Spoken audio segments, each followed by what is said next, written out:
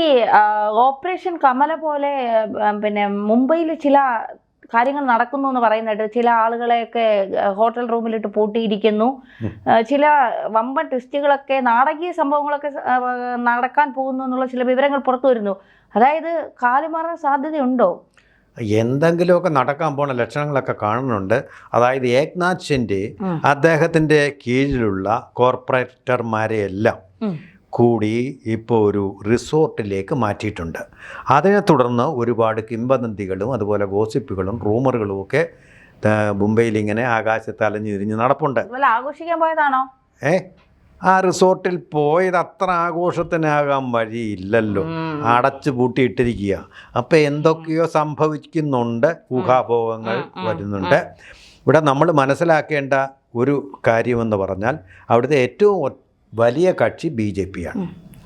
രണ്ടാമതാണ് ഷിൻഡെ എന്ന് പറഞ്ഞാൽ ശരിയായിട്ടുള്ള ശിവസേന, അവർക്കാണ് കൊടുത്തിരിക്കുന്ന അംഗീകാരം, ശിവസേന വരുന്നത്. ഇപ്പോൾ നമ്മൾ കേൾക്കുന്ന ഒരു വാക്ക്, ഇതാരും പറഞ്ഞതല്ല, കോർപ്പറേറ്റർ അവിടുത്തെ മേയർ സ്ഥാനം എന്ന് പറഞ്ഞാൽ 74,000 കോടിയുടെ ആസ്തിയാണ് ബജറ്റ് എന്ന് പറയുന്നത്. കേരള നിയമസഭയേക്കാൾ കൂടിയ ബജറ്റാണ്. ഏഷ്യയിൽ മറ്റൊരൊറ്റ കോർപ്പറേഷൻ ഇത്രയും വലിയ ബജറ്റില്ല. ഏഷ്യയിലെ ഏറ്റവും വലിയ കോർപ്പറേഷൻ്റെ തലപ്പത്തേക്ക് മേയറായിട്ട് വയ്ക്കുന്നത് ഒരു ശിവസേനക്കാരനെ വേണം എന്നൊരു പിടിവാശി മിടുക്കനാണ് ഏക്നാഥ് ഷിൻഡെ ഉന്നയിച്ചു. അദ്ദേഹം ഈ മുംബൈക്കാരനെ അല്ല, അതും കൂടെ അറിയണം നമ്മൾ. താനെ എന്ന് പറയുന്ന തൊട്ടടുത്തുള്ള പ്രദേശത്തെ ആളാണ് അദ്ദേഹം, കുറച്ച് ദൂരമുണ്ട്. അവിടുന്ന് വരുന്ന ആളാണ് അദ്ദേഹം. ഒരു ഓട്ടോറിക്ഷ തൊഴിലാളിയായിരുന്നു. അവിടെ നിന്നാണ് ഈ നിലയിലെത്തിയത് അദ്ദേഹം. അത് പോയിക്കോട്ടെ. അപ്പോൾ അദ്ദേഹം അങ്ങനെ ഒരു പിടിവാശിയിൽ BJP-യുമായിട്ട് വിലപേശുകയാണ് എന്നുള്ളതാണ് നമുക്കറിയാൻ കഴിയുന്നത്.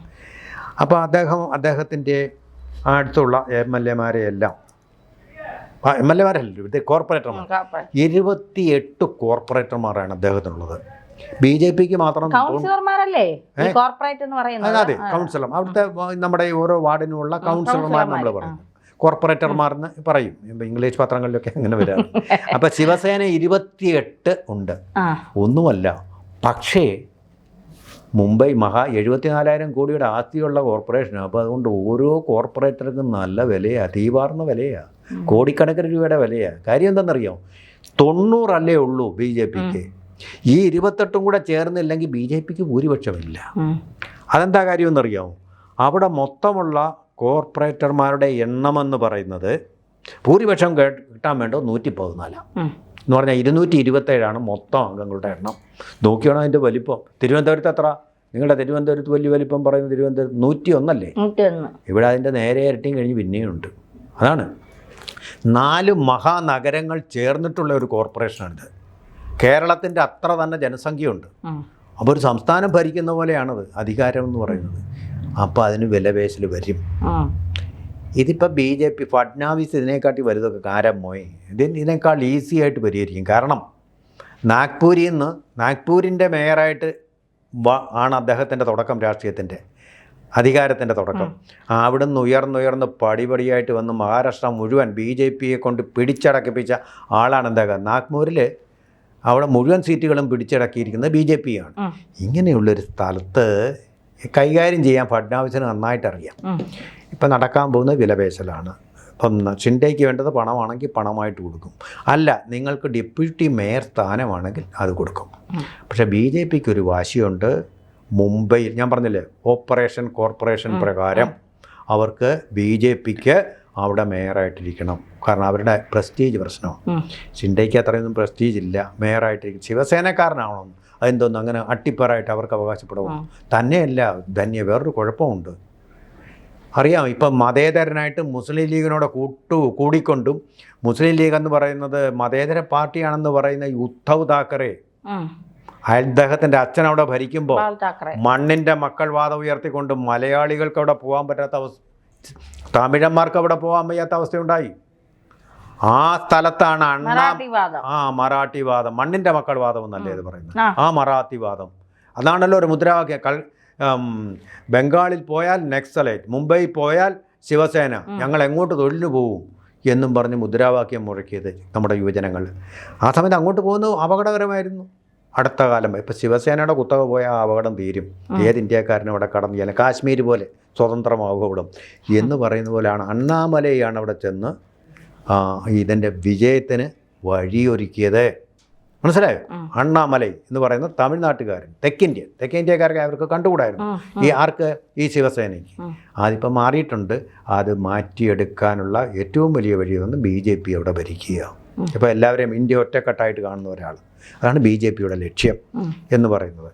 അത് തീർച്ചയായിട്ടും BJP അത് അത് മേയറെ അവർ തന്നെ വയ്ക്കും.